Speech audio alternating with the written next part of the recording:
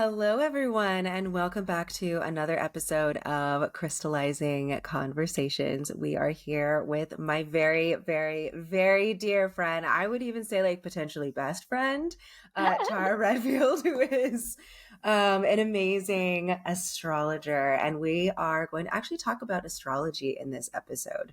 I feel like it's something that a few people, like, everyone knows their sun sign, but like, there's so many layers, and I feel like every single time Tara and I talk about this, it's like, wait, what? That's a thing. And so we thought it might be fun to actually just like have an episode about about astrology and actually kind of dive into what it actually is, like how it actually works, like what the heck is a house? Like, is that something we need to pay attention? What is a trine? All these like words that mean things that are apparently very important, but most people don't actually know like the how complex and nuanced it can really be. So we're so excited to have you on. As like a little bio. So Tara is a professional modern astrologer at Another Day Greener Lifestyle and Astrology. Currently based in Bend, Oregon, although we met in Los Angeles like at this point like decades ago. She's also co-host of the astrology podcast, It's a Sign, The Art of Alignment, which we will definitely link in the show notes. She received her certification in astrology from the Los Angeles Astrology School, where she ended up being so amazing that they were like, please teach for us too. So she also taught there for a few years. She offers private natal chart and forecast readings for wherever her clients are in life. And I've had one of these readings and they're absolutely amazing. Her astrology insight has been featured on the popular lifestyle sites Bustle, which is like a really big one, Yahoo, and that's an old gosh, brings back memories, Yahoo.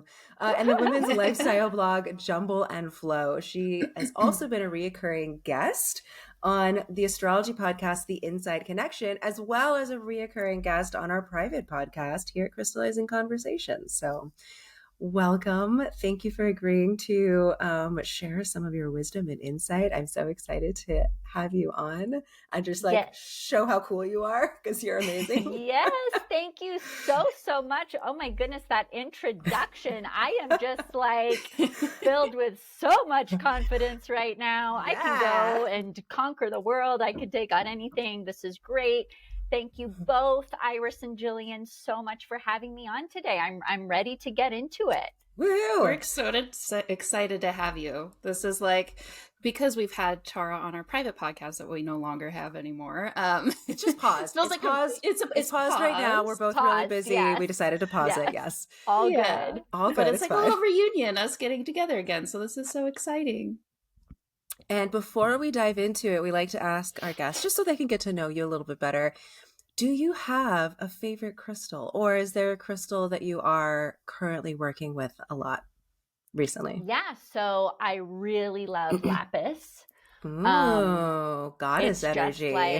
It's just Twinning. Well, it really connects to the Scorpio placements in my chart, which Scorpio is very powerful. So I like, really harnessing that energy. That's why I love it. I also love labradorite. Did I say it right? I feel like I just said it weird. Yeah, it just rolled off your tongue so trippingly. It's beautiful. It's on my ring here if everyone can see that. But also it's a good crystal for Scorpio energy. So that's why I like it. And also my one that it's obviously so basic, but I've really gotten kind of codependent on it though, but it is selenite. Oh. Just because, and again too, because the planet Neptune is on my sun, which actually creates a lot of like Pisces energy, which means I'm just such an empath and I absorb everything. So at the end of the day, just doing my little selenite cleanse, I just love it. Yeah, and I've started to take it with me when I travel, because I realized like, oh no, I need this when I travel, because Jillian knows, Jillian's traveled with me. And sometimes I just like, I need to decompress from people, and I'll say like, I just need to take a nap. Yeah. But that's like, I just need a nap. It's just selenite. Needs a nap. Yeah. But it's that Neptune. It's too much, and I gotta like just be by myself and take a nap. Selenite cleanse. Yes, I have beautiful memories in New Orleans of you just being like, I just need a nap. Yeah, very important. I absolutely love all of those crystals for you, and the selenite makes a lot of sense. Mm-hmm. Yeah. And isn't lapis your favorite, Jillian? It's I don't have like a favorite because I'm a Gemini and I can't pick, but I have like a top 5 and lapis is in the top 5. Okay. I'm like, along with like every other blue stone. I know. So, Tara and I met, gosh, in 2008. So it's been 15 years. Actually, It was June. So it's like almost, I think, this week. It's been it's our anniversary. I think it's our 15th anniversary because it was mid-June that I started. Yeah. So we met in Los Angeles at an acting school. We were both wanted to be actors. So we both had success. We were actors. We worked. We worked. Yes. I would also like to say like the power of like friends manifesting together. We had a little group of friends and we all started doing an abundance, Deepak Chopra meditation challenge. Oh my gosh, we're gonna have to link that in the show notes. It was a 21-day abundance meditation challenge, and halfway through, and we were like, okay, we're starting on the same day. We're doing this like individually, but we're gonna check in with each other. And halfway through, like 2 weeks into it, we all booked a commercial together. No way. It was a national commercial. Yeah. I got a phone call from a casting director that knew me and was like, I had to pretend, well, I'm gay, but like I went into an audition with a friend of mine because it was like with a couple and it was a guy. And so we went together and pretended to be in a relationship and we like got called back. We didn't book it, but we got really far in the callbacks. And so after that, she kept calling me back in with him to like be in a couple relationship. That was totally fake and absolutely hilarious. But we had chemistry. It was fine. So she called and she was like, hey, can you bring your boyfriend in for this real people casting? By the way, when they have the little words at the bottom that's like real people, they're actors. They're all actors. They're always actors. Always. But it was like real people casting and they wanted a couple. And I was like, oh, he's not available because he wasn't available. He was like, he's not available. Could I bring a couple friends? And she was like, sure. And we booked it and we walked out of that audition and literally the whole cast and crew was like, you guys booked it. Like the director was like grinning from ear to ear. It was like, that's amazing. It was such a magical day. Yeah, I definitely want to know about that. Just like, dang, these abundance meditations, just because we all did it together. We all booked this thing together. Cool. We all made thousands of dollars together. Like, amazing. Yeah. Well, there's power in numbers, right? Like if you're all not only trying to manifest or not trying to manifest, you're all manifesting, but doing it together with your collective energy together, like can't be stopped. And that is proof. So amazing. Yeah, it was a good day. Yeah.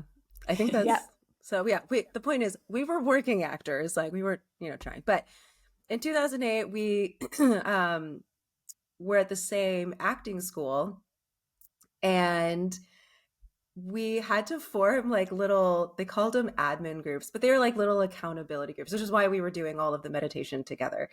And we were in the same accountability group and we all like got along, but I feel like we had this one audition and we had to drive like 2 hours and we were both going out for the same role. And that's when we like bonded in the car in this really long trafficy drive. And we were like, you're like good people. Sing along. We had a good sing along. We were harmonizing with Natalie Imbruglia. Yes. Oh my gosh. Natalie Imbruglia. Yeah. It was like, it was a great day.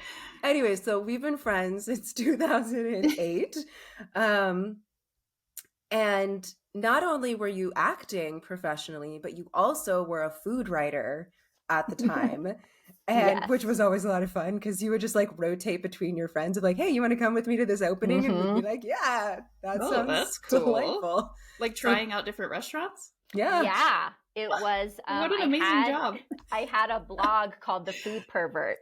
And because I loved acting, but I also loved food and I loved writing. So it was like a way that I could still like be creative and expressive, but like I owned it. Like it wasn't at the, dictation of some casting director saying yes or no to me. It was just like, yeah, I can publish this myself. And then, it ended up turning into getting, all these, I was on the list of all the PR companies for all the best restaurants. So I would get invited to restaurant openings and events. Was it the morning show that you were on? I was, and then I entered a cooking contest on the Today Show, which I won. Show. So I was on the Today Show. I made my cocoa tangerine pancakes. Really good. I'd like that recipe. yeah. It's still, you can Google it. It's still online. Okay. But yeah, and I've always just kind of been a person that has just followed, like, I don't know, my intuition. Jillian and I, we've talked about this recently, but it's very strong my intuition. I always just, whether I know it's my intuition or not, I just kind of let it guide me. And I just felt like leaning into the food thing. And, a lot of amazing doors opened with that. Cool. But I think where we're trying to get to is, okay, well, how did you become an astrologer? Exactly. That's what you're here for today. Yes. Yeah. So, I remember, because of our group of friends, I think you and I are probably the most spiritual, I would say. Like, not that they're not spiritual. I mean, we're all meditating together, but you and I would have like conversations about like aliens and like past lives. And like, we would go off on these fun tangents whenever like just the two of us would hang out. And so I'm trying to remember when you first brought up that you were going to do the astrology, when you were going to attend astrology school. And I feel like it was right before COVID, right? It was January. I think it was the last time we like physically saw each other before shutdown. Yeah, it was towards the end of 2019. I just like had this thing come to me, like this little magical message. It was like, you should be studying astrology. I don't know where it came from, but I was like, oh my God, that would be so fun. But I was like, but is that a thing? Can I like really do that? Because I don't know anyone else who's become an astrologer or like done that. And I really didn't think it could be a profession. I was like, maybe I could take some classes and it'll just be fun to do. Because I've always loved astrology. Like my mom let me pick out my first astrology book when I was like 8 years old. Her mom is a total witch, by the way. Oh, that's amazing. Now that I've seen the house, it's like, it's epic. It really is epic. It's real. It's for real. And it was just a little book about Sagittarius because I, knew I was a Sagittarius, and I read this little book and I was like, this is so me. I like, and I was hooked. Like I believed in it so much because I was like, this is so accurate. Like this is me. Aww. Like these descriptions, like this is me. And I just loved it so much. But anyway, so fast forward to 2019 and I'm like, I want to try and find some classes on astrology. That might be fun to do. So sure enough, I'm Googling the Los Angeles Astrology School, who is owned by Dr. Craig Martin. He's my mentor. He's amazing. But anyway, it was a 15-minute walk from my apartment at the time. Like how serendipitous was that? I was just like, you've got to be kidding me. Like it's right there. So I started taking classes in person. And then obviously, the classes, I signed up for the classes in 2019. The classes started in January of 2020, started taking them in person. And then obviously we all know what happened in 2020. So everything moved online. And I ended up leaving Los Angeles, but I continued to study throughout that whole next year. And then, Dr. Craig invited me to come on as a teacher because he was able to expand because everything was on Zoom now. So it didn't have to just be him teaching the classes. He brought on me and then another friend of mine who was also studied with him. Her name's Christina. But anyway, so we were teachers. Yeah. And then I just was like, this is what I meant to do with my life. Like I've never been so excited or felt so connected, so aligned with this work. Because, I always I've always had like a need to serve people in some way. And that very much lines up with my Virgo rising placement in my chart. But like serving and healing in some way. And again, all my Scorpio energy, it's very much about healing and helping people through like emotional stuff. So it just, it really felt like something I had done before, like from a past life. Like it felt very familiar. Once I started reading charts and like remembering, this is what each planet means. And this is how this goes together. And this is how you interpret this. Like it was very, it just felt so normal and familiar. and natural. So yeah. So beautiful. I love that. It also reminds me, and I know we've mentioned this book before, but The Alchemist, because it's kind of, that's how it worked for me when it came to animals, which obviously I'm not working with animals anymore. But one of the things was, what you were passionate about when you were younger. That's usually a big sign of what you're, supposed to be doing with your life. And so, yeah, the fact that you were already super into it as a child and then you come back to it and it just all comes together so beautifully. Yeah, so true. I love hearing your story. It just makes me so happy. And it makes me so happy just to like see you so happy. Thank so you. getting into actual like astrology, this may be kind of a dumb question, but what, I think most of us have like an idea of what astrology is, but what actually is it? Right? Like, where does it come from? How long has it been around? I know that there's also like Western versus Vedic astrology. I'm really curious because like I said, we all have an idea of what it is. We all think we know what it is, but that's not actually necessarily what it actually is. Yes. So, I mean, the basic definition is a phrase we've all heard: as above, so below. That's astrology. What is happening in the sky above us, the interactions of the planets, the celestial bodies, the sun, the moon, the constellations, is reflected on Earth. That is astrology. We are just mirroring what is happening above us. And now the actual, discipline of astrology started thousands of years ago. First, it can be traced back to Mesopotamia, and then it spread to Egypt, and then Greece, the Romans, and then India and China were also developing their own systems of astrology. And even, the Mayans even have their own system of astrology. I mean, you look at these ancient civilizations, they were all building structures, pyramids, in alignment with the sky, with particular stars. So we've always been connected to the sky. And that's really what all astrology is just the acknowledgement of our relationship to the sky, and understanding that the energies above, come down affect our energies. Affect us as well. Right.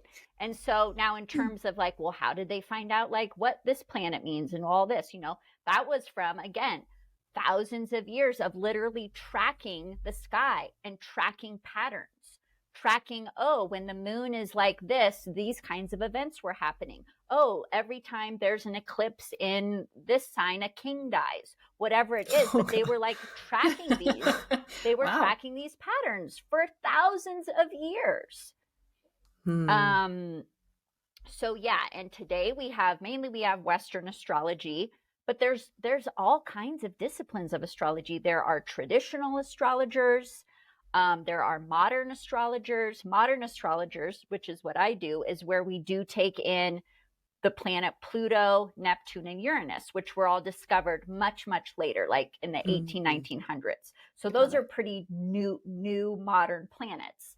So traditional astrologers, they don't use those planets. They just use the regular 7 planets that we could see from the sky without a telescope. And then, yes, you have Vedic astrology, which is the Hindu version, the East Indian version of astrology. And they actually go by what is known as sidereal astrology, which is where they are tracking the planets as they are literally in the sky right now. Western astrology uses the same system from thousands of years ago, before the Earth kind of wobbled on its axis. So, right. Yeah. So Western like with the vernal shifting. Yes. It's still set. So it's still like 23 degrees behind what technically is right now. Like an astronomer would say right now that the sun is in, well, it might still be in Gemini, but like the moon today, it's in Aries for Western astrologers, but an astronomer or a Vedic astrologer would say it's in Taurus. It would be different. So yeah, there's all kinds of versions of astrology, and obviously I won't go on for more hours about that, but hopefully that gives some clarity. Clarity through complexity. Maybe not. Yes. Yeah. Yeah. Well, and I mean, because I just spent like last weekend with Tara for my birthday. You just went to a conference and you learned about a whole other type, right? That you got really interested in, that like was focusing on Pluto specifically. Yeah, so right, there's also it's called evolutionary astrology. Oh my God, there's so much. Where we're really looking more at like what is the soul's like full journey, not just this lifetime. Where was the soul before? Why do you have the chart that you have in this lifetime? Why are the planets like this? And it's because, well, that's what's left over. That's what you still have to work on from your last lifetime. So yes, I'm very much into learning more about evolutionary astrology. I think it's very valid. And it's a deeper way of looking at astrology than just, oh, this is how these planets are affecting your personality. And this is why, there's blockage here. This is why you're really talented at this thing, which we can all get from that. But it's also going deeper, like looking to the past and applying that to our current life as well. Wow. So it can go real deep. Oh yes. It is a bottomless pit. Yeah.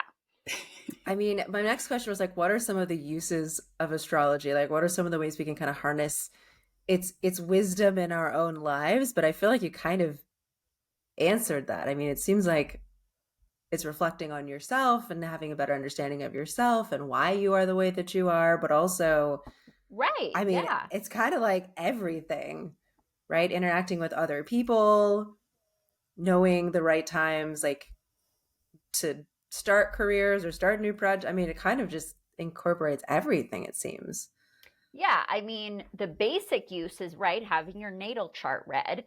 And that's where, like, someone like me, a professional astrologer, gets a copy of your chart. And I look to see, where are the planets? What signs are they in? What houses are they in? And each, planet, sign, and house tells a part of your story. It shows us. It's like the natal chart is a map.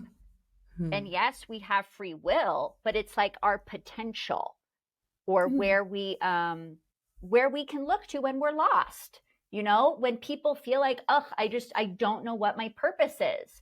Like, where is the path? I feel lost from my path.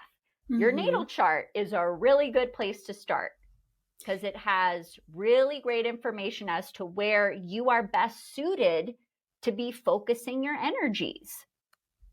It's a very useful, again, tool. I feel like we have all these amazing tools, and this is one absolutely that can go very deep. But I forgot to mention earlier that if you are listening, as we go in deeper a little bit in this episode, it might be helpful for you. Tara provided a link, www.astro.com, and you can get a free natal chart. So as we're talking about all these different, sun sign versus moon sign versus, it's an actual chart, and you'll be able to reference your own as we're talking. So it might be helpful if you want to pause and look it up, print it up.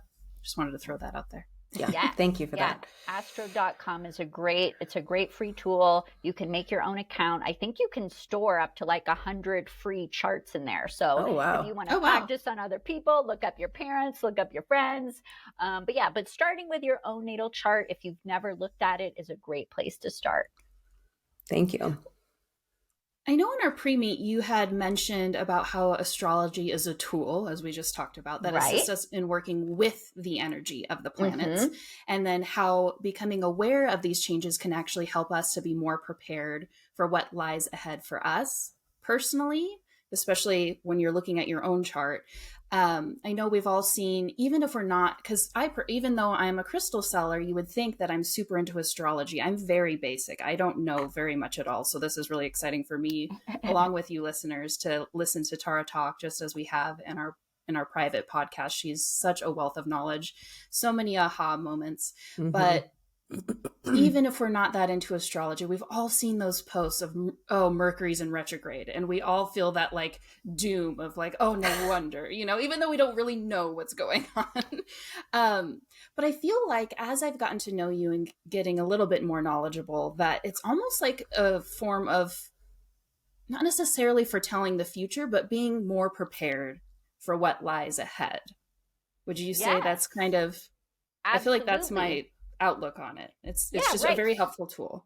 Yes. So like, right, on the broad sense, right, knowing where are the planets right now? Like what is their energy right now? Can I tap into that? For example, we just had the planet Mercury move into Gemini. And Gemini is Mercury's home. Yeah, Mercury rules Gemini.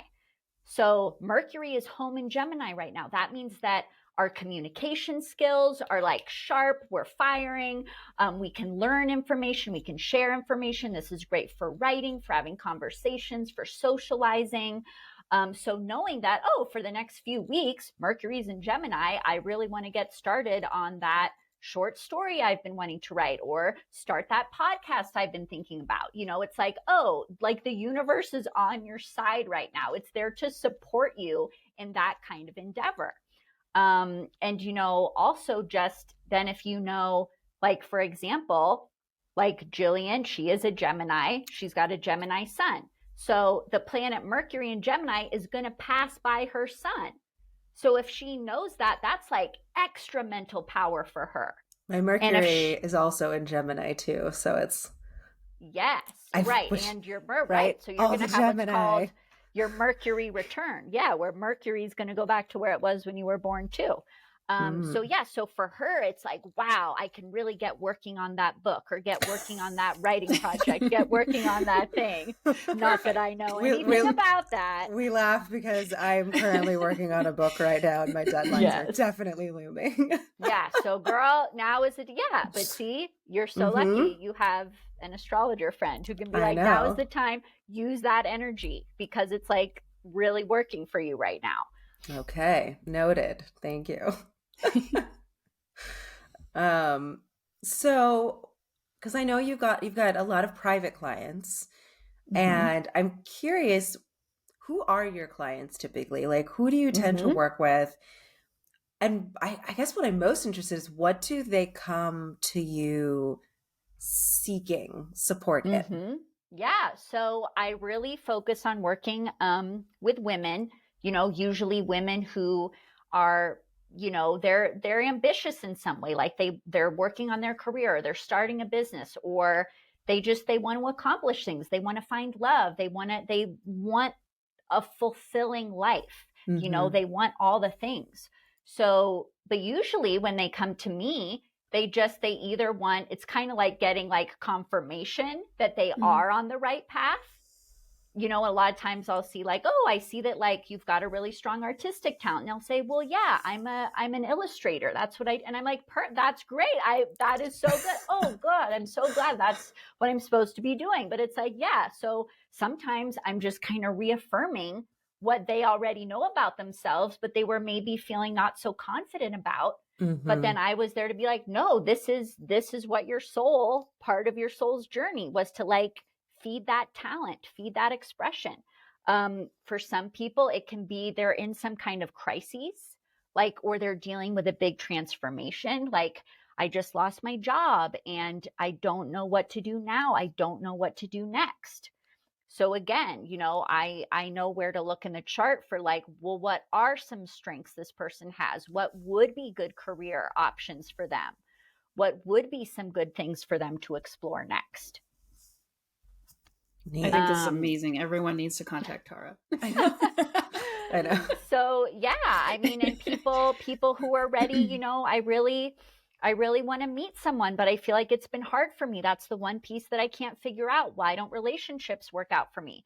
So then in that case, you know, it's like, okay, we're going to do a Venus reading. Like, we need to see what's going on with your planet Venus in your chart.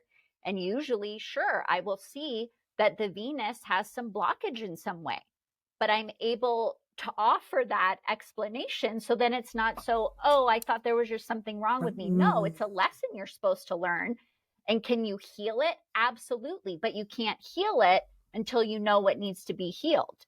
And with that, it's usually just, people who have a Venus blockage, it's just, you've got to learn to open up. You've got to push yourself to open up more. And obviously it gets more detailed than that, Right. but that's just but it's very helpful for people to understand that it's not their fault. They're not doing something wrong. Mm-hmm. They're Yeah. just in the middle of learning the lesson. And I think what I can do is shed light on that lesson so they can heal it faster. They can really take it on and then get to the other side instead of just I don't know why this doesn't work out for me. I've tried everything. I go to counseling. I do this, but I don't know where this is coming from.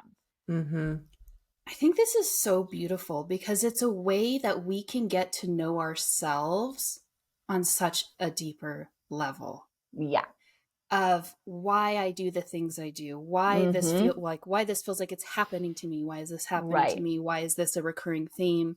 It's obviously we've had different episodes when it comes to inner child work and thought work and all this stuff, but I feel like this is just such an amazing way that we can get down to our inner wisdom and our inner self, getting to know ourselves. It's another form of self-love and self-care of let me dive into who I am and go from there. Right. And a lot of times, and a lot of times too, it's subconscious. We can consciously be what do you mean? My heart is open. I am ready for a relationship. I consciously can say that, but it's your subconscious that is no, we're remembering we were hurt really badly and we're not ready to really open up. So it's that you've got to heal that subconscious part too. And what's really beautiful too is the concept is you're, as a soul, you chose your natal chart. You chose the moment to be born. We're orchestrating being born into the family that you were born in with the natal chart that you have, with the design, if you're into human design, the human design that you have. We are making this choice and we are choosing, all right, well, I have chosen that this is going to happen in order to learn this lesson or to expand through this challenge I had in a previous life or whatever it might be. But I feel that's it's so much more empowering to see it in front of you. Yes. And know, I chose this. This is something that I am fully capable of healing and working through and expanding through because I chose that for this reason, as opposed to, why does this always happen to me? I don't understand. It's so much more empowering. There's so much less, it's so easy, I think, to fall, not in a shaming type of way, but to feel like a victim in a way of why is this happening? I don't understand. I don't get it. And instead of having it in front of you, this is why it's happening. I chose this. That means I have the internal locus of control to change it now. I have to reiterate that statement Jillian just said. I am fully capable. It turns it from, as you just said, that victim mentality to, if I chose this, if previous me chose this, it's because I knew I could get through it. And how much more empowering is that? Of instead of oh, this keeps happening, of, oh, this is something I chose because I knew I could get through it, then I'm going to get through it. Let me conquer this challenge. Yes. I love that so much. And it just takes awareness. I mean, that's such a big part of it. And it's so beautiful that it's become more mainstream now. So we can actually go to people like you who are fully trained in this and can reflect back to us what this crazy looking chart means. And for us to actually understand all of these nuances. Which kind of leads me to my next question. So most people, they know their sun sign, right? But as the terms have been thrown out already in the last 25 minutes, it's so much more than your sun sign. And even in my crystal shop, I get people coming in, they're what's a good stone for this? What's a good stone for Sagittarius? And I'm well, there's good stones that align. Do you want a stone that is energetically aligned with the strengths of a Sagittarius, or do you want a stone that's going to help balance the energy of a Sagittarius, or do you want a stone that helps a Sagittarius in the 12th house versus the 5th house? Because those are going to be there's so many nuances and complexities that I'm even seeing in my own, like, as people question me, and like, I'm not an astrology expert in any way. So, I mean, it's clearly important that you really have to look at the whole natal chart. Yes. Or at the very, very least, when one's first starting, the big three, right? Which is the sun, the moon, and the rising. So can you talk a little bit about, because I don't want to like overwhelm people, but can you talk a little bit about those three in particular? Like, is there one over the other? I know everyone looks at the sun sign, but are there other signs we actually maybe should look at more, or does that kind of depend? Can I just clarify for the listeners, if you're not that fluent in astrology, because I literally just learned this at the pre-meet, the sun sign is the sign that you're familiar with. Like, you know, like I know I'm a Leo. Right. I'm a Leo. I was born on August 20th. I am a Leo. That's the sign that majority of people know. So if you know that, that's what we're discussing when it comes to the sun sign. But as Tara's going to get into, it makes me realize there's so much more. So much more, because I've never really resonated personally with Leo, like the attributes of it. But anyway, get into it, Tara. I just wanted to clarify that for those listening. Great. So we actually want to start with the rising sign. The rising sign is actually the foundation.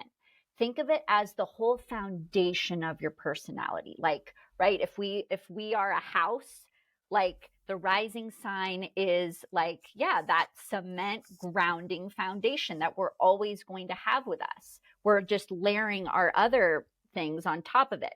So your rising sign is literally, it's the sign, the constellation that was on the horizon the moment you were born. That's why it's rising. It was coming up. Yes. And this is also known as the ascendant, right? In case someone reads or that. The ascendant. Okay. Right. Because on the chart, it's okay. If you're printing up your chart at home, it's the part that says ascendant. Yes. Yes. So that some people can feel like that's the sign they resonate with, you know, more than their sun. Some people are very much connected to their rising sign. Now, the rising sign also tells us what is, the way I was educated is that actually the most important planet in your chart is what's known as your chart ruler. And that is the planet that coincides with your rising sign. So, for example, I am Virgo rising. Okay. The planetary ruler of Virgo is Mercury. So Mercury is my chart ruler. That's actually the most important planet in my whole chart. And Mercury is the messenger, the teacher, the student, the communicator, you know, so that's part of my purpose. And I do that, you know. I love sharing this information about astrology. I loved sharing information about food. I loved, you know, learning how to be an actor. Like that was all very strong Mercury energy. And then, you know, to take it further, then you would look at, well, where is that planet in your chart? For me, it's in Capricorn. Mercury is in Capricorn in my 4th house. So that gives you more clues to that ruling planet. So you have that. Next, you want to, then up next, the sun and the moon. And for women, people with uteruses, female identifying personalities, the moon is actually, I feel, more important because it is the great feminine celestial body, the moon. Whereas the sun, yes, it's important, but it's more masculine energy. So I think as women, really understanding our moon sign and moon placement is probably where going to resonate with us more, that energy. But yes, so then you would look at your moon, what sign is it in, what house is it in, and then the sun. Yeah. So, and the moon is our emotional life, our subconscious. It can represent our home life. It can represent our relationship with our mother. Yeah, you can look at a lot with the moon. And then the sun. Yeah, the sun is our ego self, our conscious self. I have a question, just because again, I'm coming from the beginner aspect. So if I'm looking at the chart, because I printed mine. Great. When you're saying that when it's our rising sign, which on the chart it's called ascendant, there is a planet that was ruling during that time. Is that found on the chart? That way, if you're listening and you're looking at you would need to know what, because every sign has a planetary ruler. Okay. So, for example, can you tell us what your rising sign is? My ascendant is a Cancer. Yes, you're Cancer rising. So the ruler of your whole chart is the moon. The moon rules Cancer. Oh.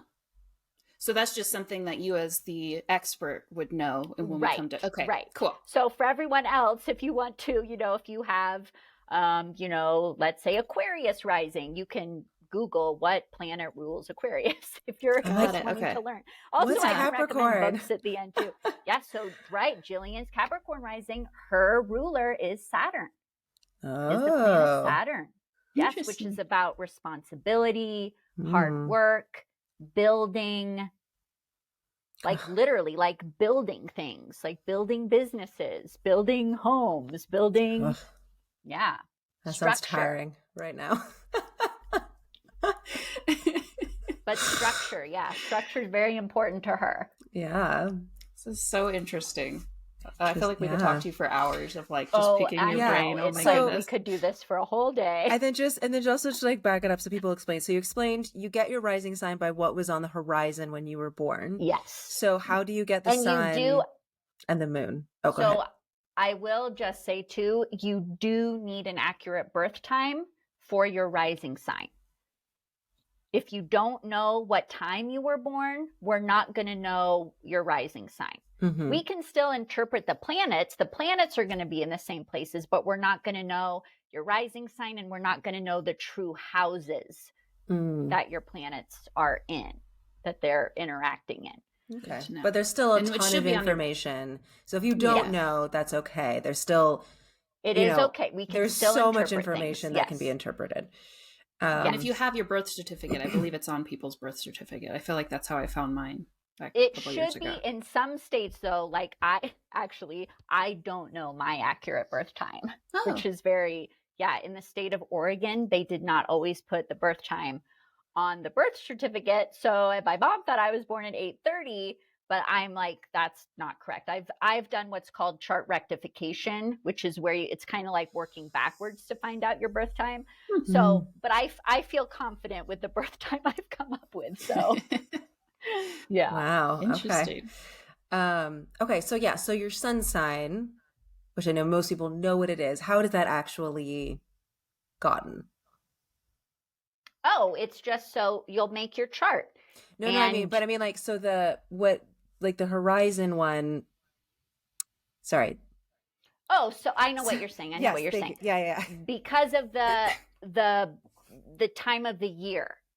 Right. So so people born, from May 21st to June 21st, that's when the sun is in the constellation Gemini.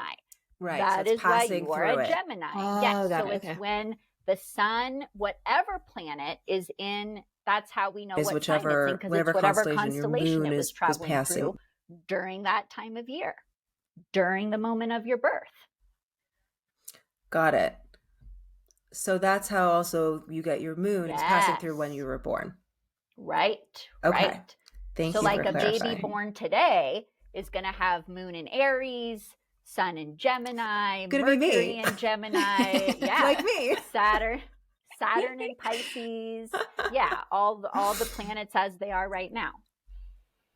Okay. Very cool. All right. So thank you for clarifying. I think that made it a little bit clearer for those who are brand new to this. Sure, go ahead, Iris. Yes. No, I was just wanted to ask why, or if you know why they always do horoscopes based on the sun sign. Well, right. So if newspaper horoscopes, right, people usually read it for their sun sign, but most of the time those horoscopes are actually based on your rising sign. And a lot of people, I don't know why that's not clarified, but I know when I was reading, like, I was like, this isn't my sun sign. This is for my rising sign. And the reason why they do it for your rising sign, that's how they make predictions. Because, right, like for me, Virgo rising, that means that in my chart, Gemini rules my 10th house, my house of career, which means the sun is in Gemini right now. So the sun is going through my house of career. So if I were to read, a horoscope from a magazine right now, it'd probably say, Virgo, now is a really great time for you to be focusing on your career. Are there networking events you can go to? Is there a project you want to start? Now, if I were a Virgo sun, I would be like, okay, sure. But it wasn't really written for a Virgo sun. It was written for Virgo rising. So people should be looking up their moon sign and using that when it comes to astrology. Their rising or sign. their rising sign. Their rising sign. Okay. Yeah. If you read horoscopes from magazines or online, you read for your rising sign and see if it'll probably make more sense to you and be like, oh yeah, that's more fitting. Yeah. I know there's another pretty well-known astrologer, and usually she has like for your sun and your rising, and you're supposed to read both. Yeah. And I never knew that was a thing you were supposed to do. And then when I read both, it really did feel like both resonated, but especially the rising would resonate more. Like there were pieces of the sun that I was like, okay, this feels right. But the rising was always like, yeah, this is actually what's happening in my life right now. So cool. Good to know. Very interesting. I know in our pre-meet, one of the things you had mentioned also is like people look at the sun sign because we live in a patriarchal society. And so people like, it's the sun, and that's very masculine and patriarchal. And so I just think it was such an interesting little conversation we had in our pre-meet that I think it's worth mentioning here. I think that's why, at least according to you, there's so much focus on the sun sign. Yes. Right. And I think also because it's easy, right? You're born between these two times. Right. This is your sign. Everything else you kind of have to look up. Yeah. And actually, I mean, there are people who think like, oh, well, but I was born on, October 21st. I'm a Scorpio.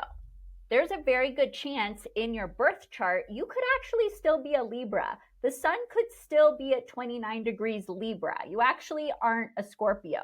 So that's why if you're a cusp baby, it is good to like either print, make your own natal chart or book a reading to really know where your sun sign is. Yeah, very interesting.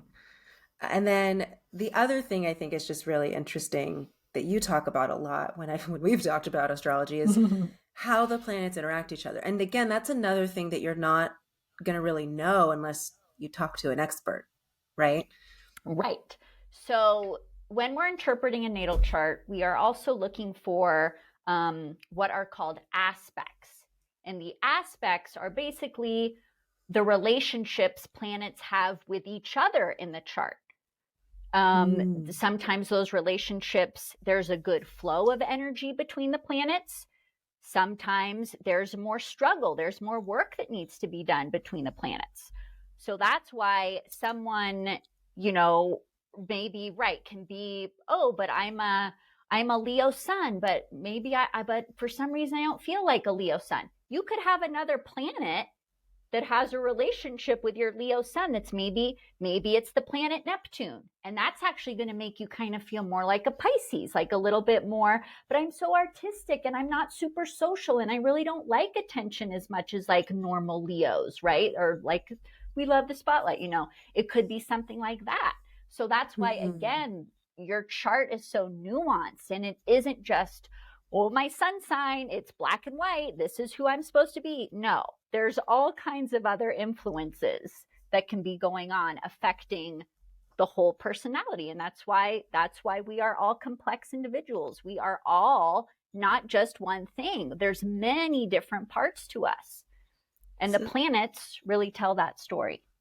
It just goes to show again that we are all so unique. Our fingerprint, our voice, our chart. We're all so beautifully complicated and we're worth the time to look into ourselves.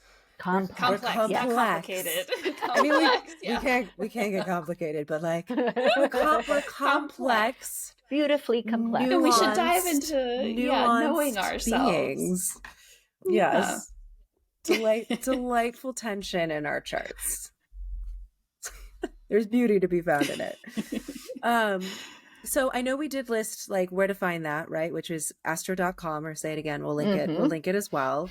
Um, so for our natal chart, for those of you for those who are listening, or those who actually were able to pull up their chart, could we like go through that a little bit and just kind of break down what a natal chart even is? Because I Yeah, know, like right. So, do you guys want me? I can bring up, I know I have Iris's chart as an example, or I can bring up any other chart. yeah, you can bring up Just mine. Is fine. for anyone who's yeah, watching. yeah. Let's do an example. That's probably good. Okay, so I have pulled up a chart on the share screen. It is Iris's chart. Thank you, Iris. Yeah. But just as an example, yeah, so you can see the natal chart. It is a circle, right? And it is divided into 12 equal houses. Well, actually, I shouldn't say equal. If you're using whole sign houses, yes, it will be equal. If you are using Placidus, it could be equal, or it's probably going to be, you're going to have houses that are different sizes. So are the houses the yellow around? So, on the okay, chart? great question. So around on the very outer edge of the chart, you will see the constellations. That's how we know where the constellations are. So for example, because Iris is Cancer rising, she has Cancer right here on the first house cusp. And you will basically see the first house cusp, that is the horizon. It is on the left side of the chart. It is the straight line going across. You'll see a little number 1 right underneath that line. That is the first house, and the ascendant is the cusp of the first house. So as you will see going counterclockwise, the chart is divided into 12 houses, and that is because we have 12 zodiac signs, and each zodiac sign is 30 degrees, right? So a full circle is 360 divided. If you were divided by 12, yeah, each sign is 30 degrees. Okay. Got it. So then we have the houses, then we have the planets, which are represented by these glyphs. These are the ancient glyphs that represent the planets. So yes, and you can use, for those listening, if you aren't familiar with the glyphs, you can also use astro.com. They have a little reference guide. So if you're like, wait, what is this little squiggly thing here? Oh, okay, that's the planet Uranus. Great. So you can use that as a guide. But yeah, but as you can see, it shows you the planet, what sign it's in, and what house it's in. And it also has a degree number. The degree number is important that's how we determine the aspects. So there is a little bit of math that goes on. So yeah, let me know if anyone's lost.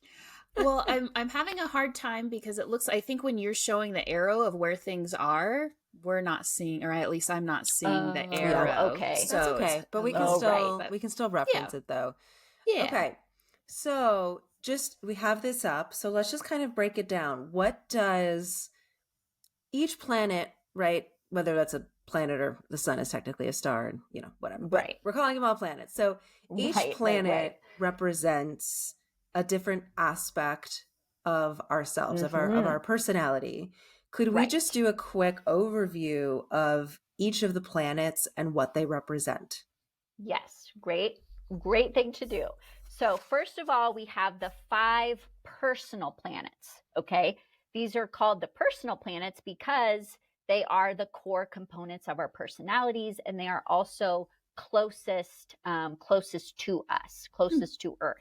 Oh, and also the circle that you see in the very middle of your natal chart, that represents the Earth.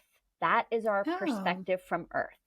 So if you think of that, like this circle in the middle is Earth. This is where the sun rises. This is where the sun sets. So for example, the Earth is the center of the universe. Yes, right. Aha. So you can see that Iris, she was born early in the morning. It was still dark outside. That's why her sun is down here. It's underneath. If you were born in the dark, the sun is at the bottom of your chart. If you were born during the daytime, the sun is going to be up here because that's the daytime. So anyway, back to the planets, the 5 personal planets, the sun, the moon, Mercury, Venus, and Mars. The sun and the moon, we've kind of gone over, but yeah, sun is our core personality, our conscious self, our ego. The moon, our emotional self, how we react to things emotionally, our subconscious, reactions. It's kind of like your reflexes, the moon, like the way you behave without even thinking about it, if that makes sense. And also our instincts. The moon is also how our instincts operate. Okay, so then we have Mercury, which I talked about a little bit too, communication, how we communicate. That's what Mercury represents in our chart. How we learn, how we communicate, how we share information. Then we have Venus, right? How we love, how we show affection, the kind of relationships we're drawn to, how we cooperate with others. And Venus also represents our values. And also, how we like to enjoy the material world. It's also, money, finances is also a part of Venus. Love and money, that's Venus. And then we have Mars, which is the planet of our sexual drive, our motivation, how we go after things, how we fight for things. Right? Because Mars is the warrior. It's like our fighting style. Okay, so those are the personal planets. Okay. Then we have the kind of like in between planets. They're not personal, but they're also not the super way far out generational planets. That is Jupiter and Saturn. Jupiter represents where we expand, where we like to push limits, where we can experience abundance, good fortune, opportunities. So it's like, Jupiter is known as like the great benefic. It is like the most positive planet, like Jupiter is your buddy. And then Saturn is the opposite. Saturn is the discipline, the structure, the reality, right? Where you need to restrict. Like, no, you can't just like play every day your whole life. You have to do some work. That's Saturn. Saturn is like, he's the taskmaster. He's like the tough love planet who's like, listen, I know you want to go play with your friends later, but you've got to finish your homework. Like, that's Saturn, where we have restrictions. It's also the planet of karma. And it really reveals to us like a really big key lesson that we need to learn in this lifetime. So then we move to the outer planets. These are known as the generational planets because they move so slowly. Like, for example, we've got Pluto that takes 248 years to make one lap. Oh, wow. So Pluto is in the same sign for a very long time, meaning that people born, like, so my generation, right, millennials, all of us, like, for like 14 years, there's a chunk of people born with Pluto in Scorpio because that's how long it took Pluto to move through Scorpio, like 15 years, 15 years. So there's a whole generation of people. Yeah, we all have Pluto in Scorpio. So the other outer planets are Uranus and Neptune. So those are more generational because so many people are born while those planets are in the same sign. So the sign in your chart, it's not as significant as the house because the house is, where is that generational planet playing out? And Pluto is about transformation. It is the planet of death and rebirth. Regeneration, the planet of basically everything intense in our lives. Sex, death. It also rules other people's money. So like resources that like come together from all kinds of people. That's Pluto. But yeah, it's basically the planet of transformation. That's the best way to look at it. And then we have Uranus, which is the planet of change. It's wherever it is in our chart, that's where we're likely to experience a lot of changes, where we are going to want to reinvent ourselves. It's the planet of like breakthroughs and awakenings, change. And then we have Neptune, which is the planet of basically transcendence and enlightenment. Like that planet tells us what is the means that I'm going to use to like get to that next level of enlightenment, of like peace, of feeling like I have everything figured out and I'm connected to everyone. Like, I don't have to get so caught up in the everyday little struggles. Like, I can elevate my being to a higher place of love and compassion. So it's like your higher self planet. Yeah. Okay. Mm-hmm. Cool. Wow. That was good. I took a lot of notes on that. I know. Would you also, just because I know it's also kind of important, the North Node and the South Node and what that means? Sure. So the North Node and South Node in the chart, they're always going to be opposite each other. And they're the ones that look like the horseshoe or the I call them horseshoe. a horseshoe, and then the upside down one directly across from Which looks like a little cup. So the one that's right side up is the North Node. The one that's upside down is the South Node. And the one that's upside down is like, because horseshoes, what's up and what's down. The one that like looks like a little cup versus looking like a, right? So the cup looking one is the South. As opposed to a hat. Yes. If we want to go that way. Yes, with love the it. metaphors. Yes, love it. Right. So the South Node really represents where our soul is coming from. So the South Node energy, usually it feels very familiar to us. It's like, yeah, I know what that is. I'm comfortable in this energy. Whereas the North Node is kind of more like our destiny point, like where our soul wants to go, even though it seems a little scary. And usually when we first are like trying on that North Node energy, it feels uncomfortable because you're like, this is the total opposite of like my happy place, which is my South Node. But as we are constantly evolving, right, as souls on this journey, we eventually want to get comfortable with that North Node energy. Interesting. Yeah, I'm looking at my North Node, and my North Node is in Aries, and I'm like, that feels very scary. Yeah. Yeah. Yeah, meaning your South Node, right, is Libra. Yeah, being like an independent, strong, forceful type person. I'm like, oh God, that sounds terrifying. Yeah. Oh. All right. Well, that should be fun for all of us to look up. Okay, so we have an idea of what like the symbols mean and what they represent for us and what the planets represent for us. So now we're looking at the natal chart, right? We're looking at the circle with its 12, pizza pieces. When we're looking at the natal chart, they're arranged in such a way, they have like these tiny little numbers in the middle, right? And as you said, your houses are determined by your ascendant or your rising sign. So could we talk a little bit about those pizza pieces, those houses?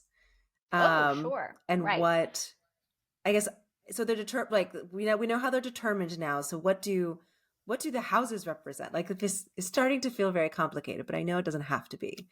So like how can we simplify what this means? So the first house is about the self. Okay?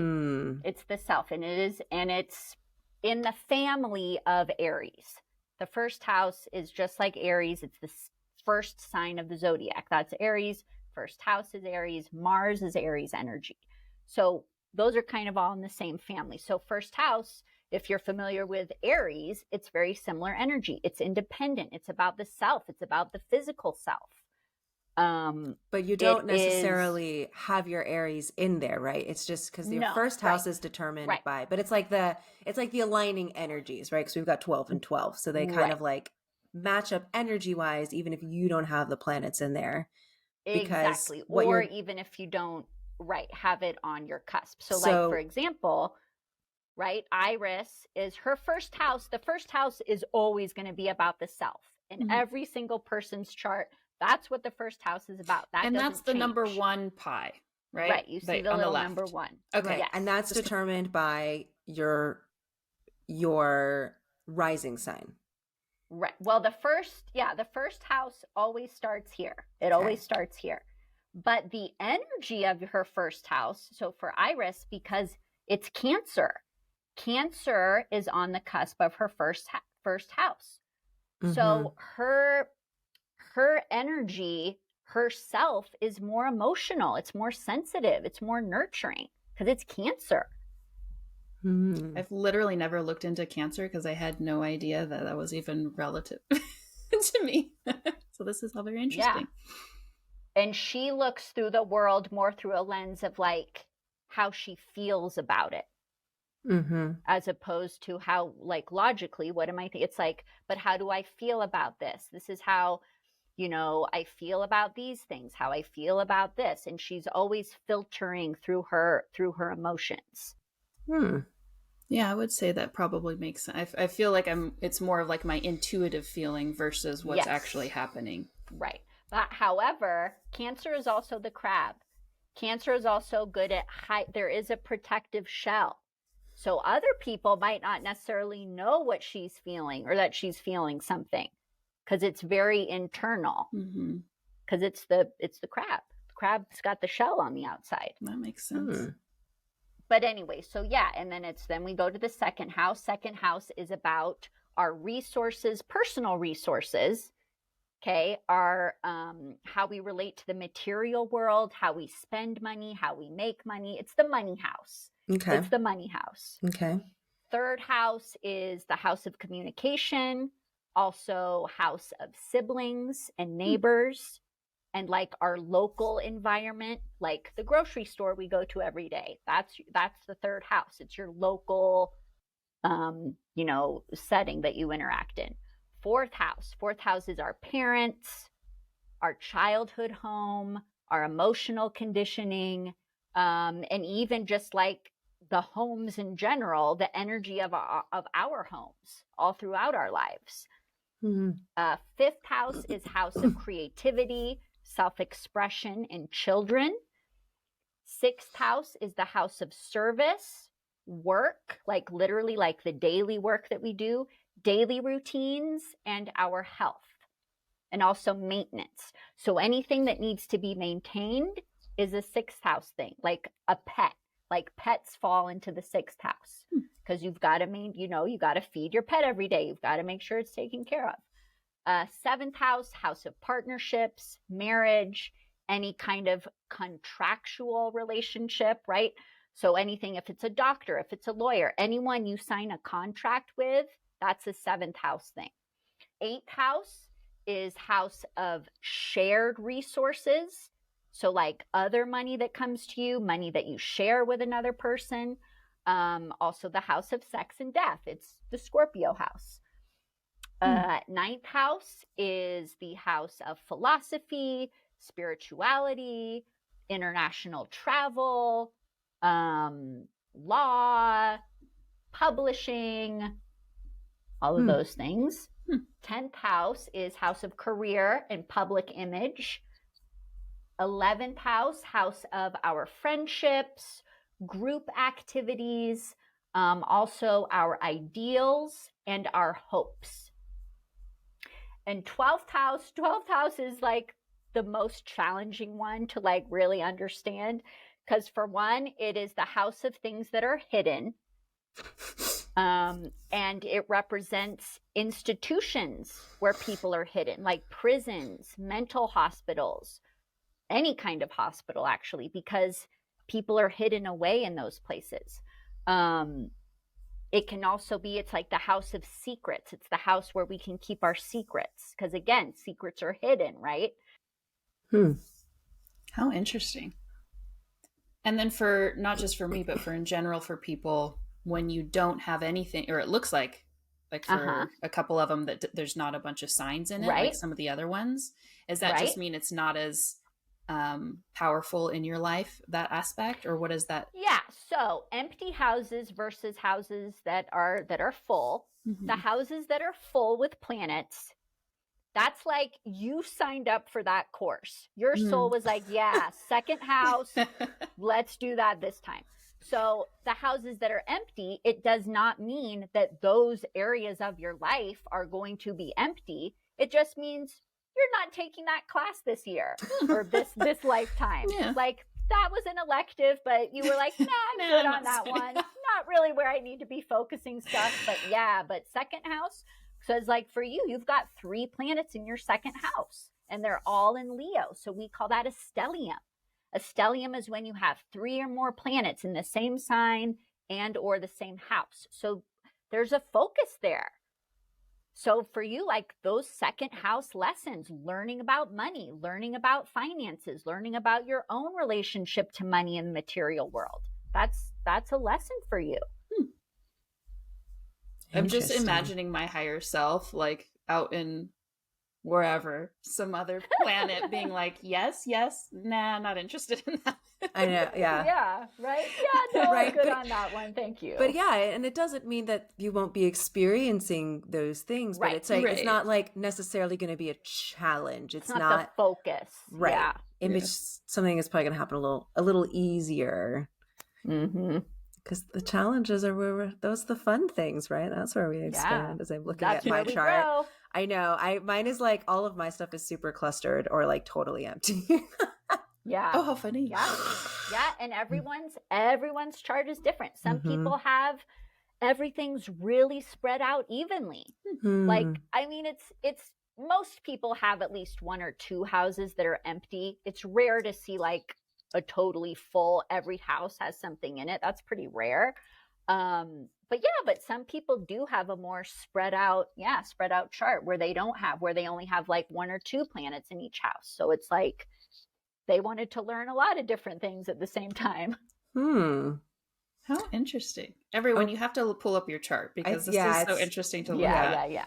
So I know we started a little bit. Could we just do like a very quick, like 3 to 5 minute reading for Iris for like the sun, moon, and rising, just so people can kind of get a taste of what that's like and what you do. Like, right, get ready. Here we go. Yes. I've got so many notes on this page. I got to turn it around. So Cancer rising, like I said, she really filters everything through an emotional perspective. And, I would assume when she really has to make a decision, she's going to go on her gut feeling about it. And her intuition, she's very, very tuned into her intuition. Now, also, she has the planet Venus, you can see. Venus in Cancer also right there. So Iris, imagine Venus was just about to come up over the horizon the moment you were born. She was like right there, like right about to burst over. But Venus is she's influencing your rising sign a bit too. So, you are someone who is partnership oriented. You crave balance, cooperation. That's really important for you. And, trying to keep the peace. I'm just nodding if you guys aren't watching. Yeah. And also, you need to take your time with things. You don't like to be rushed. And you are you really appreciate like the natural beauty of the world. Like you like looking at the flowers and the sky and the sunset and the thing. Like you really like to take time to appreciate those things. 1,000,000%. Also physical touch, very important to you. Like having that physical connection with people is like goes such a long way with you. It's like, no, you need to hug me. You need to give me a massage. Like I need to feel the touch. So then going to your moon, which is she's the most important planet in your whole chart. She's your chart ruler. This moon in, oh gosh, it's like kind of blocked on here, but it is moon in Libra.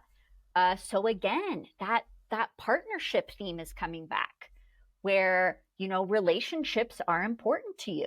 Now, the only thing with this is you need to be careful of always thinking about other people. And then all of a sudden you're like, oh, wait, what about my needs? Oh, shoot, like my cup is totally empty because I've been spending the last month or whatever filling up everyone else's cup and now I'm exhausted and drained. So important for you to check in with yourself and make sure your needs are also being met because you naturally, it's your moon, it's your subconscious. You're looking at everyone else. Is everyone else okay? Is everyone else taken care of?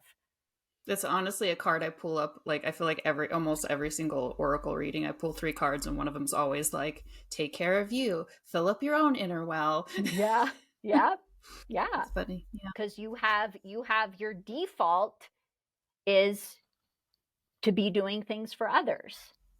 but again, awareness, it's like, oh yeah, that's like my default. That's where I naturally want to go, but that's not super sustainable for me. So let's make the conscious adjustment. Okay, I'm going to take a break and like do some things for me now. So also, yes, she has this Leo sun. But it is in the second house. So it is a little more, it's more grounded. It's, yes, you are very loving. You have a big heart. You have a lot of pride. If anyone wants to hurt your feelings, ignoring you is like the biggest way to do that. Leo's very much. I was gonna say, I feel like this is where childhood, like our experiences in life can change our natural aspects. Because as a child, like I was alone, hiding in my room, perfectly happy. So I'm like, I've like taken the opposite approach of like learning to come out of like the shell, so to speak. But it's just kind of interesting to see how that interacts, you know? Yeah, but that's very Cancer rising. Again, it's the crab in the shell. Like, I just want to be on my own in my room. I love my room. I'm happy in here. I have all my things. All of my comforts are here. Crab. So right, like for you, it's like that moon energy and that Cancer energy for you, that's a little more, you resonate with that more than your Leo sun. Yeah. And that's probably why you always read Leo sun. You're like, I'm not this like big showy, like, look at me, everybody, personality. And that's because you've got Cancer rising. This is so interesting. Everybody book a session with Tara. I know. Just gonna keep plugging that. Well, thank you for that, Tara. So for you, and also your moon is in the 4th house. This is the natural house of Cancer. So again, it's that homebody. I just want to be at home. I want to have my comforts. I want to, just be with my family and the people that are closest to me that I care about. Like, that's where I feel peace. So everyone listening, she's spot on. Yeah. Cool. Very interesting. Thank you for so that. This would be like literally the tiniest of tastes of a natal chart reading with Tara. And especially if someone wanted to come in knowing more about like themselves specifically, like their strengths and the challenges, their paths. Now, so that's a natal chart reading, right? Where we're just looking at the natal chart.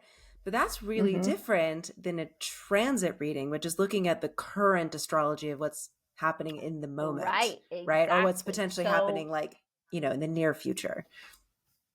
Yes. Right. So a forecast reading, or I actually like to call them cosmic checkups on my website. That's when we see like, I don't know why that sounds so sexy, but it does. So I'm like, cool. I don't have like a medical checkup. kink or anything, but like I was like, oh, a cosmic checkup. That sounds nice. Says Jillian, who has her Sun and Mercury in the 6th house, the house of health. So that makes sense. There we go. Check up, I'm there. Guys, I have so many doctor's appointments every week. It's not even funny. Yep, I believe it. But anyway, so looking at, we can take the natal chart and then see, well, how is it relating to the planets right now? Like the natal chart is when we're born, right? That's our imprint, that's our personality, that's our soul map, all that good stuff. But then when we compare that to what's happening in the sky right now, that's where we can really realize like, oh, that's why I'm feeling this way right now, or that's why this thing is going on with me, because you've got planets that are constantly affecting all of these planets in your chart. Oh my God. And as astrologers, we can look out. I mean, we can look out as far out as we want to. I can go see what planets are going to affect me 10 years from now, but I'm not going to do that to myself because that's not a fun game to play. But like 6 months out, if you're trying to plan something, or again, like someone maybe just, I just lost my job and I don't really understand why. Oh, well, you've got a planet that's influencing your career house right now, or your career planets. And then it's like, yeah, but what does this mean? It means the planets are always helping us. That's the best way to look at it too. Is it might feel like, oh, this job ended and that sucks. Well, it ended because this planet's trying to help you get a better job that's more suited to who you are and where you are going to feel more aligned. So that job needed to be taken away by Pluto or whoever, whatever planet it is. Yeah. So I had when I was at your house for my birthday, you were kind enough to give me a little solar return reading, right? So that's another type of reading you could do. I'm like just plugging you as much as I can, basically. But all the things. Oh my goodness. But I thought that was really interesting because basically it kind of takes a snapshot of my birthday, basically, right? The solar return, where the sun returns back to when I was born. Right. And that kind of gives a snapshot for like the themes for the upcoming year. So this is like another type of reading that you're able to do. Right.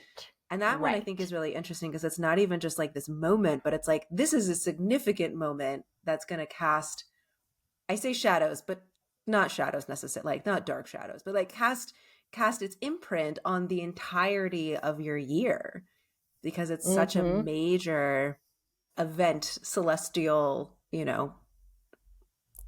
event that's affecting your own chart. Right. And it can give you clues too as to like maybe what you should be focusing on. Like, for example, if someone has Jupiter in their 9th house in the solar return chart. Is that what I had? They should, if there's something, that's not what you had. Oh, okay. But, or maybe you did. But it would be good for you to focus on either traveling this upcoming year or if you wanted to publish something, because you have beneficial Jupiter in the house of publishing. So maybe that wasn't what was on your to-do list, but it's like, wow, if I wanted to work with this energy, I could maybe write something and start sending it out to publishers because I've got Jupiter in my 9th house all year. Very, very cool. So cool. Yeah. Now I'm going to sign up for each of the readings. I know. I need I booked my mom a reading with you and I keep meaning to set that up because when it's so funny when I gave it to her, she was like, "Oh, this is cool. Interesting." Right. But my mom and I just took a mother-daughter trip that was like through it was like a tour group that was actually really, really amazing and not like a normal tour group. And I started talking about, there was one other person, she's into astrology, and the two of us started talking, and then everyone started listening to us talk about it. And then my mom was like, "Oh, actually, didn't you book me that? We should do," like she finally got interested when she actually heard about it and heard how amazingly complex and nuanced and like beautiful it can be and how much it can reveal. And all of a sudden now she's like, as she said, she's all in. So, aww, how cute. Love it. I know. So, so I keep needing to book that with you, but, so what are some of the other things that you offer? Like, what are some of the other, so we got the natal chart reading, right? You could do a solar return reading, you could do a celestial, cosmic check-in. Cosmic check-in. Yes. I also do, synastry, which is where we are comparing two people's charts together to see where their strengths are. So for relationships, if you and your husband, you and your wife, you and your boyfriend, girlfriend, whoever it is, but that can also be done with parents and children. Yeah. It can be done with siblings. It can be done with coworkers. You can do it, with all kinds of relationships, but the majority of people who book those, it's to see like, how are they lining up with their partner? Where are the strengths they have with their partner? Where can they learn to support their partner more? Where are their challenges, etc.? And that's what, so my podcast that I do is that it's the relationship astrology. It's which the is synastry where so much fun. So cool. Yeah. Yeah. So my co-host, Christina, she and I will pick a famous couple and we look at their charts and we break down each of their charts. And then we see like, oh, why like Barack and Michelle Obama, like, wow, like we gave them like a 5-star rating because their charts, the compatibility was just nuts. We were just like, no wonder they've been together so long. Like they are so well suited for each other based on their charts. And then other people where it's like, oh yeah, we understand why they broke up. Oh, how funny.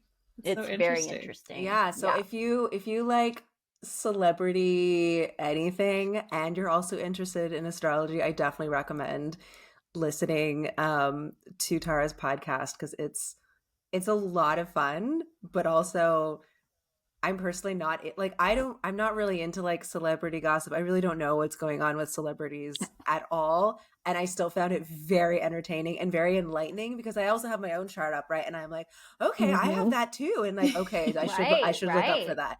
I should look out for that. That's good to know. Or like I should look for Yeah. this. Like this is a good thing that could actually Yes. complement me really well. So if you're Absolutely. whether you're into like celebrity gossip or not, either way, it's definitely something you can learn from. And if you are into like celebrity stuff, this is like this will be your jam, I promise.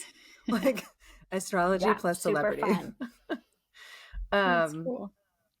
Anyways, so thank you for sharing because I want to make sure everyone knows all the things that you do. So if I got a reading with you, which I have, are there any specific exercises or practices that you would recommend for beginners to start engaging with their own chart in Mm-hmm. yeah, just start engaging with their own chart in any way besides like I'm a Gemini, besides Yeah. moving into that a little bit deeper. Yeah. I mean, a really good place to start, it is, very, basic, but just working with the sun and the moon. Like knowing what house in your chart is the sun in right now. So, like, for example, Iris, she's got Gemini over here. Half of it is in her 11th house, half of it is in her 12th house. So the sun is going to be going through her 11th and 12th house right now. So knowing that that part of her life, right, is illuminated right now by the sun, she can focus on friendships, group activities, what are some hopes that she has for, the future, the next 5 years, how's she going to plan that? In 12th house, a little more introspective, going inward a little bit more, exploring maybe some things that she maybe hasn't completely resolved yet, some of those hidden things, looking at those a little bit more, doing some shadow work would be good. So that's just working with the sun. You can also work with the moon, which I love, which is knowing what houses the new moon and the full moon are going to be taking place in your natal chart. So for example, we have the new moon in Gemini coming up, I believe, this upcoming weekend. Mm-hmm. And so again, what house does Gemini rule in my chart? Where is Gemini in my chart? What house is that? So I don't remember the exact degree, but like for Iris, it's either going to be in her 11th house or her 12th house, this new moon, based on the degree. So new moons, you can always set an intention. Mm-hmm. And if you want to relate it to whatever house it's in, then great. So like if it's happening in her 11th house, she can set an intention. I really want to bring in some new friends, some new connections that I can really talk about crystals with, or I can relate on this level with. And then full moons, that's where we're letting go. That is where we're purging. That is where we're saying goodbye. So what is going to be the next full moon? We just had it's July Sagittarius. 3rd. Okay, we're going to have the Capricorn. The Capricorn full moon is going to be next. So, where's Capricorn in my chart? Oh, it's my 6th house. Okay, that has to do with, health things could be one of the things for 6th house full moon.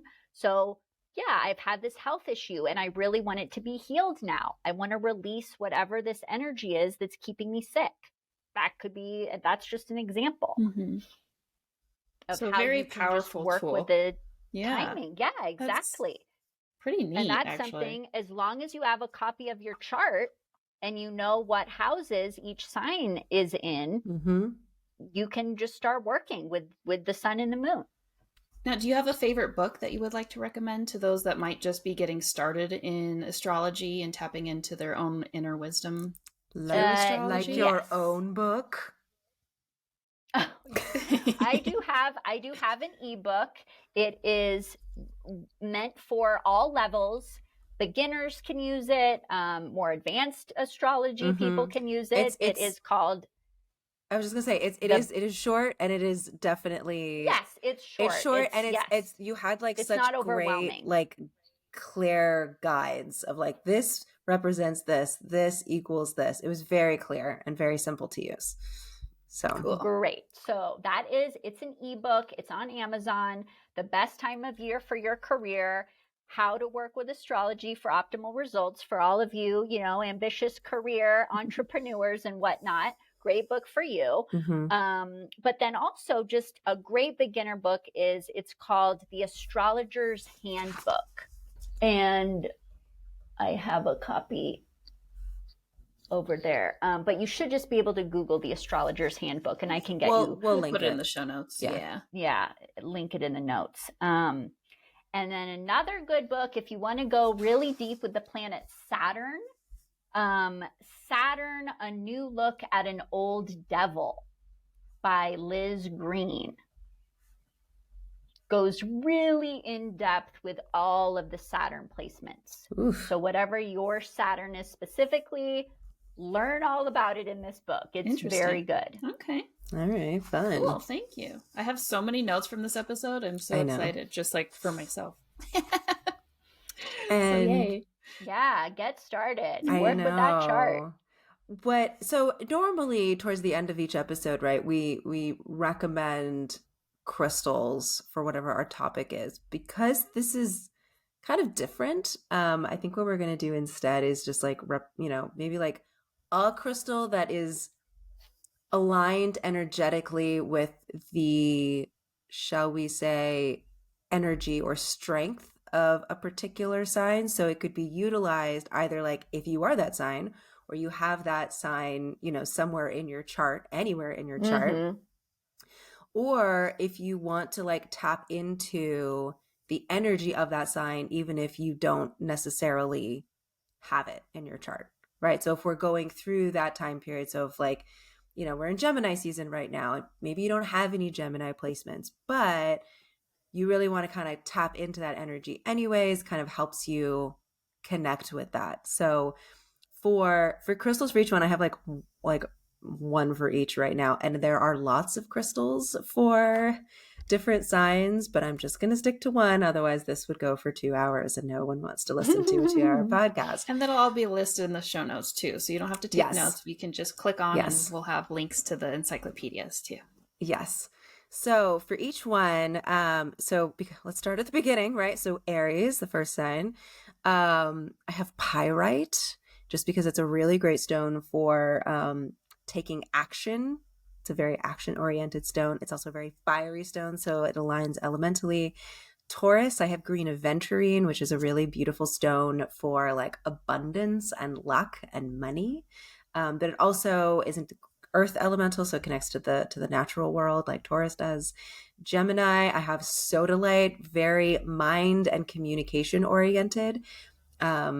Especially like communicating our thoughts versus like communicating our emotions, which is usually other crystals. But so sodalite, I think, is really, really fantastic for that. It's also air elemental, which aligns with Gemini.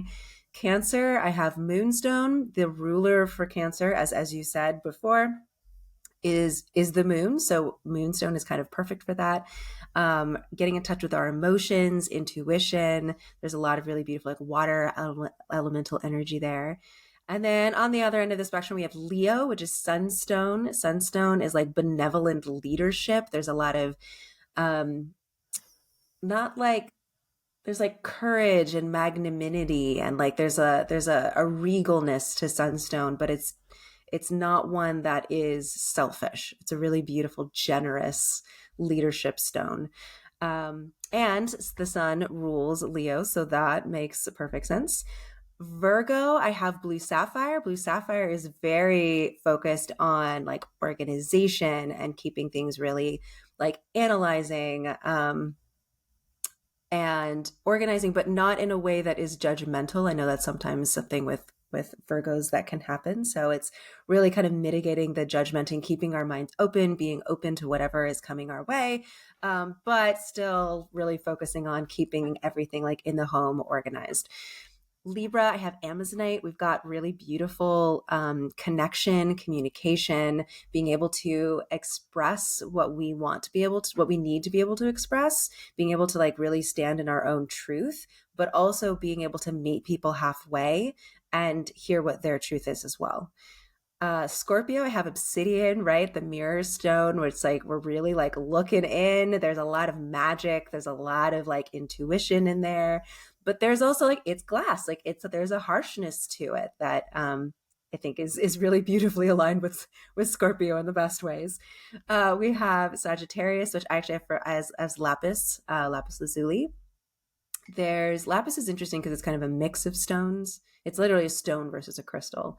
But lapis is very regal, but it's also very spiritual. It's like the philosopher, the priest. There's a lot of like very beautiful mind energy there, but it's like more cosmically based versus like the Gemini. So I think lapis is perfect for that. Next up, we've got Capricorn, which I really like. I really like black onyx. It's kind of like one that I think not people wouldn't normally associate with it, but it is very much like a root chakra. It's a nice earthy stone, but there is a strength to it. There's a stability to it. There's the desire to build. And I think that's perfectly aligned.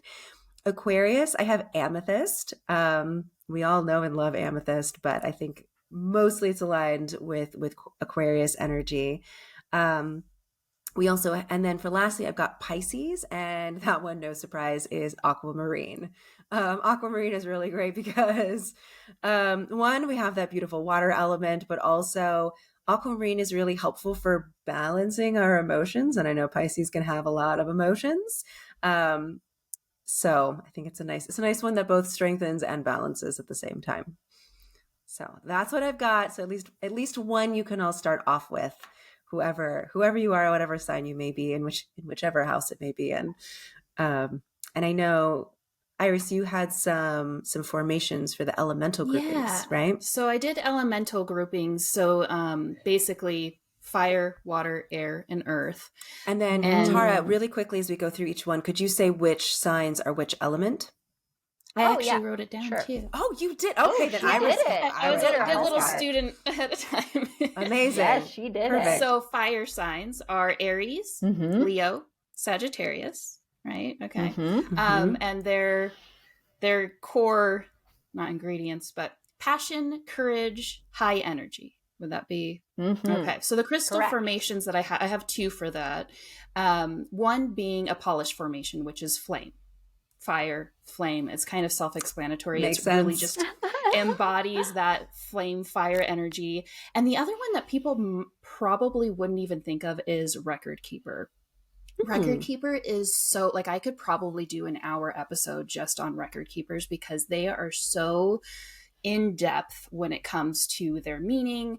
If you're not familiar with a record keeper, it's a triangle on the face of a crystal that you can only typically see in certain lighting. They like pop, they appear, disappear.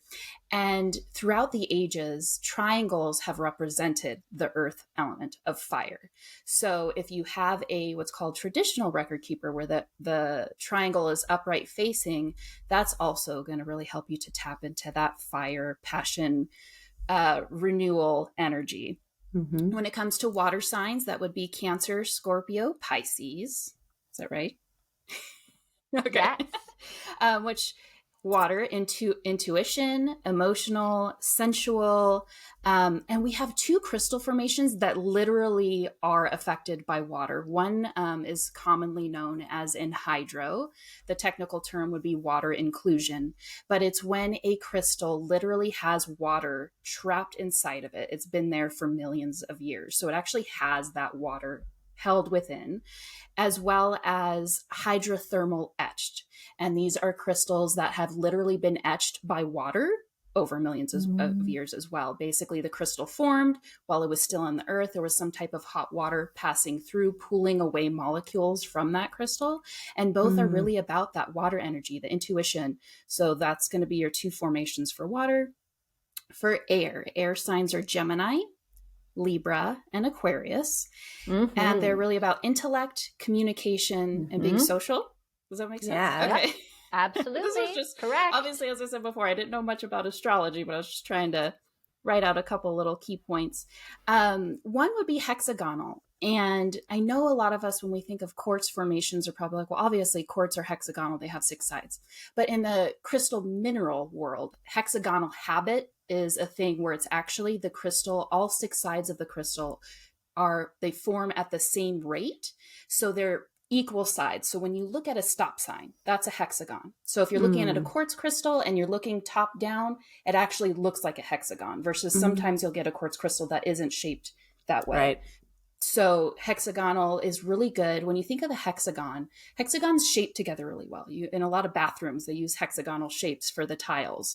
And so it's really good for communication and structured thinking, first of all, because of the building, and then communication with others because you're interlocking these shapes. So hexagonal habit, good for that. It's also rubies are hexagons, right? Yes, they are. Mm-hmm. Yeah. Yeah, corundums in general.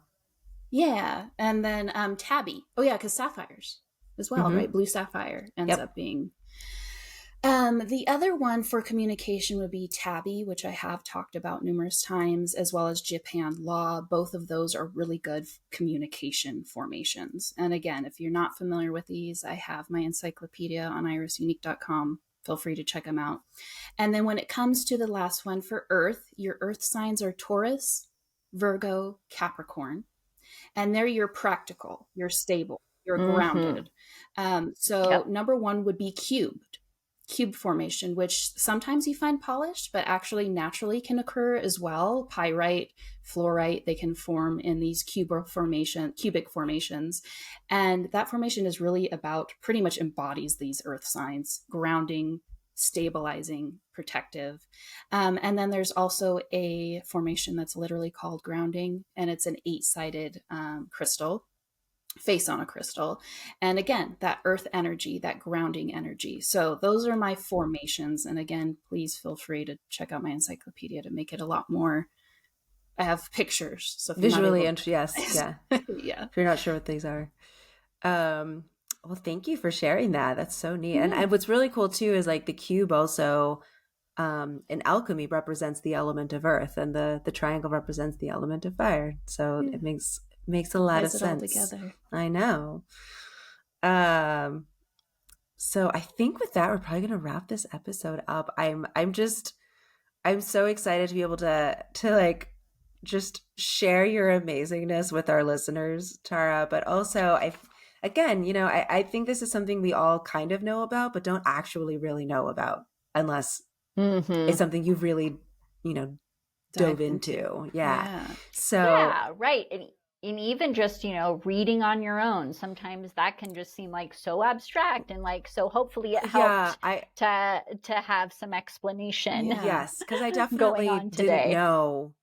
I knew it was called the ascendant, but I didn't actually know like what that meant. Yeah, what does that really mean? Or that is what determines where the houses are. Did not know that. Right. So I feel like I'm learning. I don't know. I'm not an expert at all, but I do know a little bit, and I feel like I've already learned so much more. And I think also if you are able to watch even just a clip of this on our YouTube, or what we'll probably do is maybe link to an example, but just being able to really see the chart and then hear the explanation of it makes it so much easier to know what you're looking at. Because I think the first time you pull up your chart, you're like, what is this? Yeah. There are lines everywhere. There's weird symbols. I don't understand. Yeah. So hopefully. Right. It's a foreign language. It really is. So hopefully this makes it a little bit more understanding for all of you who are listening. Thank you, Tara, for sharing your beautiful, I was going to say like your beautiful energy and all of your astrological wisdom, because I love you so much, and I want everyone to like know you and like sign up for your stuff, because great. Love it. Yes. And we'll be linking all to get in touch with Tara in the show notes as well, because you definitely did. Yeah, actually really quickly, will you tell us what your website is, and how people can connect with you? Because I know you're on social media. Absolutely. So my website is anotherDayGreener.com. You can find me on Instagram at anotherDayGreener. You can find me on TikTok at Another Day Greener. Makes And it easy. yes, and for if you specifically listened to this episode, I am happy to offer you a 10% discount on your first reading. Woohoo. So please contact me. Let me know you heard about me on the Crystallizing Conversations podcast, and I am happy to honor that discount for you. Yay. Maybe we Wow, should come thanks, up with Tara. do you want a code? Would a code be helpful for you? Yeah, Let's sure. Let's use our intuition. What code should we use really quickly? Oh gosh. On the spot. I listened to other podcasts and they did that. And I was like, oh, that sounds dangerous and fun at the same We'll time. just do Astro Crystal. Love Yeah, it. that's literally what I'm like. Crystal, Astro Crystal.